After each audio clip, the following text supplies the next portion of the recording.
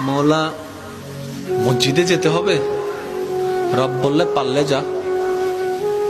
মৌলা এই টাইমে মসজিদে গেলে তো আমারে দৌড়ে ফিটাবে। বুঝেন না কেন?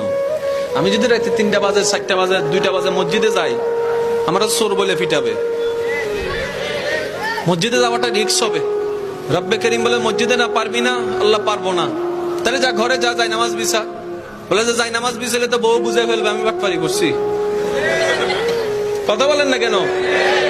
মৌলা বউ বুঝে ফেলবে, মা বুঝে ফেলবে, নিশ্চয় কোন একটা অঘটন ঘটাইছি, সেজন্য যাই নামাজে বসে কান্না করছি, তাহলে তো ইজ্জত ফানসাদ। রব্বে করিম বলে মসজিদও পারবি না, যাই নামাজে পারবি না। মৌলা কেমন জানি লাগছে। রব্বে করিম বলে ঠিক আছে, আমি আল্লাহ কতটুক মায়া মহব্বত করি তোকে, তুই তো বুঝতে পারস নি এতদিন, আজকে বুঝার চেষ্টা কর। মসজিদে যাওয়া লাগবে না, যাই নামাজ বিছানো লাগবে না, ওযু করা লাগবে না, তোর যদি এতই প্রবলেম হয় জবানটাও খোলা লাগবে না।